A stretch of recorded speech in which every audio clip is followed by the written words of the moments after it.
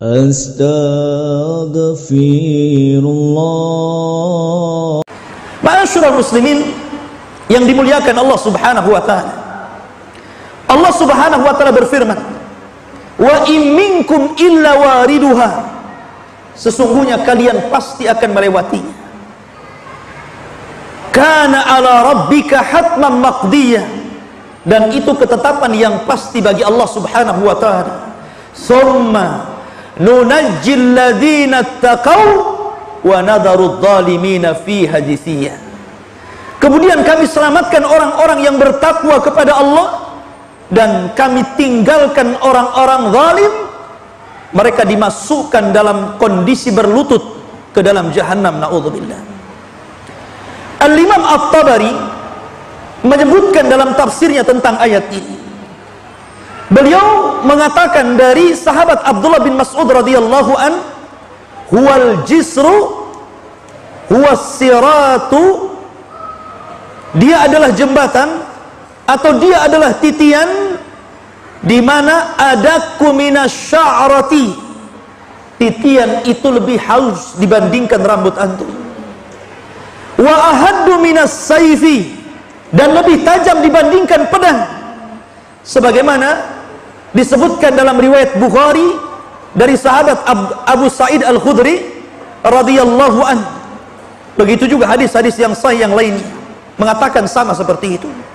Artinya kecil sekali, karena lebih halus dibandingkan rambut, lebih tajam dibandingkan pedang. Bahkan dalam riwayat lebih tajam daripada Musa, daripada pisau yang tajam. Sebagaimana hadis Salman Al-Farisi radhiyallahu anhu. Disebutkan dalam sahih dari Abi Hurairah radhiyallahu an dan Abu Sa'id Al-Khudri radhiyallahu anhuma, Nabi mengatakan, perhatikan di sini, yu'ta bil jisri, akan dibentangkan di atas neraka jahanam itu satu titian, fayuj'alu baina dhahrai jahannam, kemudian akan dibentangkan di atas persis di bawahnya jahannam. Qulna ya Rasulullah, kami berkata wahai Rasulullah, wamal jisru, apa itu titian itu? Maka Nabi SAW mengatakan, madhadatun mazillatun, titian itu sangat licin.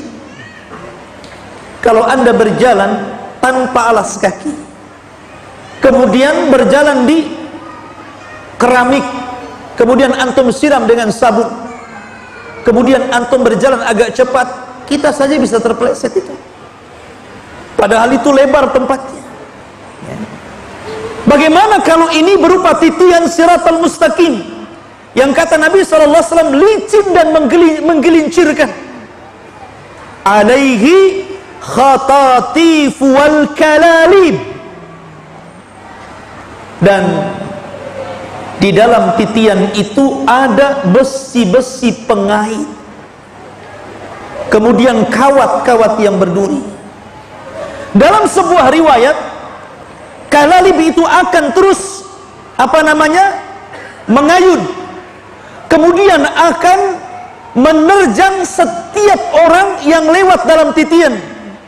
Saking besarnya kalalib itu, sampai-sampai disebutkan dalam asar mampu untuk menghantam dua kabilah besar, Mudar dan Rabi, sampai dikatakan seperti itu.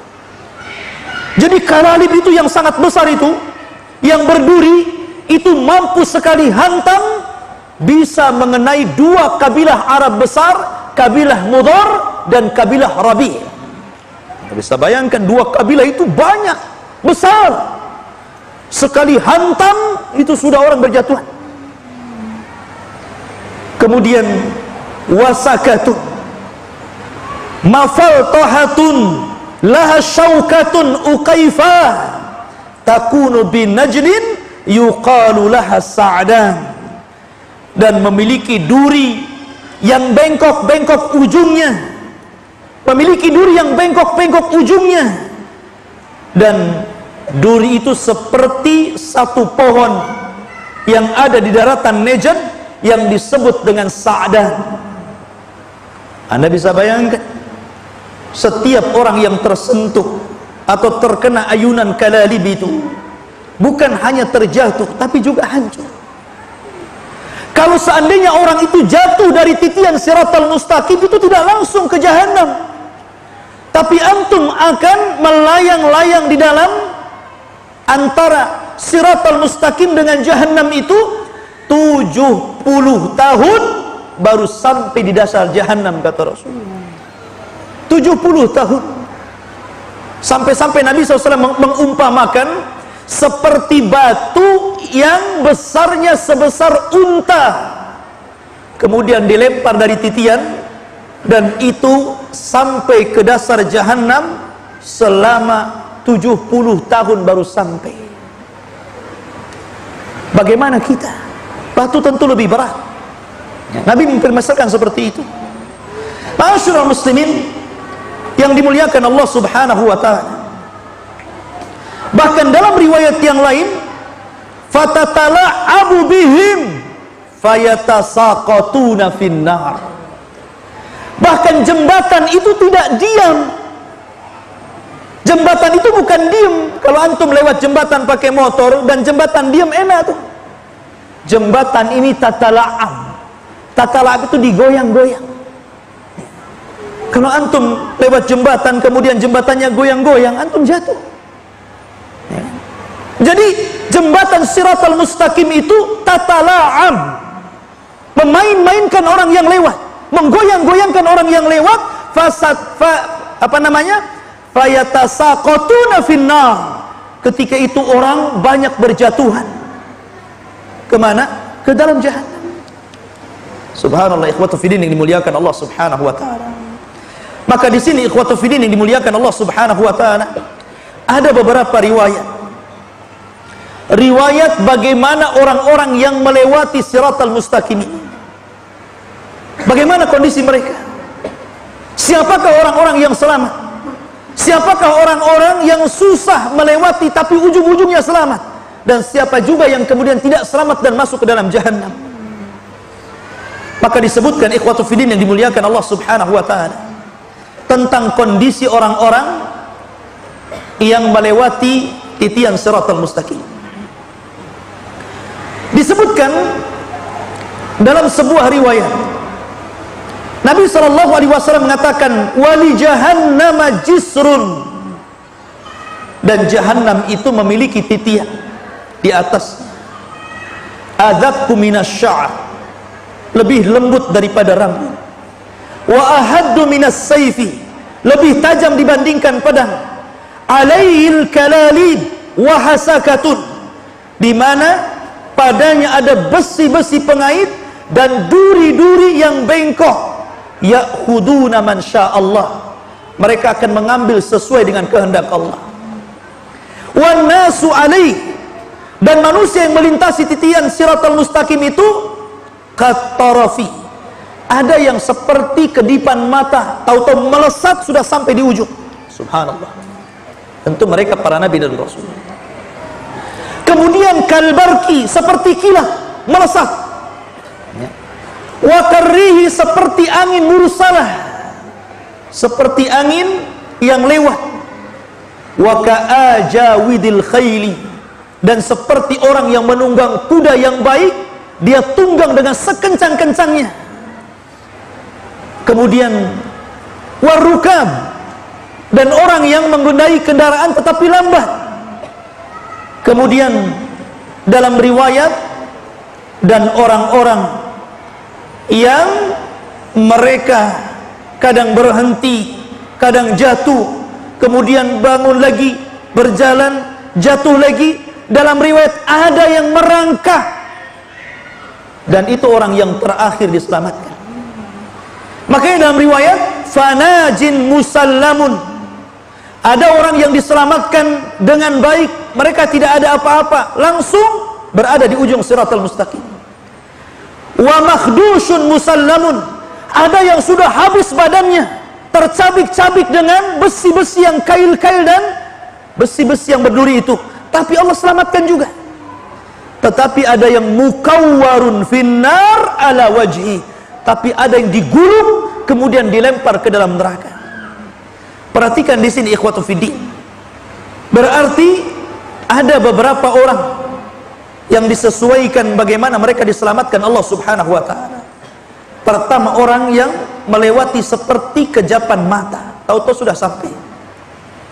Ada orang yang seperti kilat, ada orang yang seperti angin, ada orang yang seperti penunggang kuda yang cepat, ada orang seperti pengendara yang lambat, ada orang yang berjalan, ada orang yang terseret-seret, dan ada orang yang dijatuhkan dan tidak sempat sampai di ujung Siratal Mustaqim. Siapakah yang menyelamatkan ini? Yang menyelamatkan ini amal kita.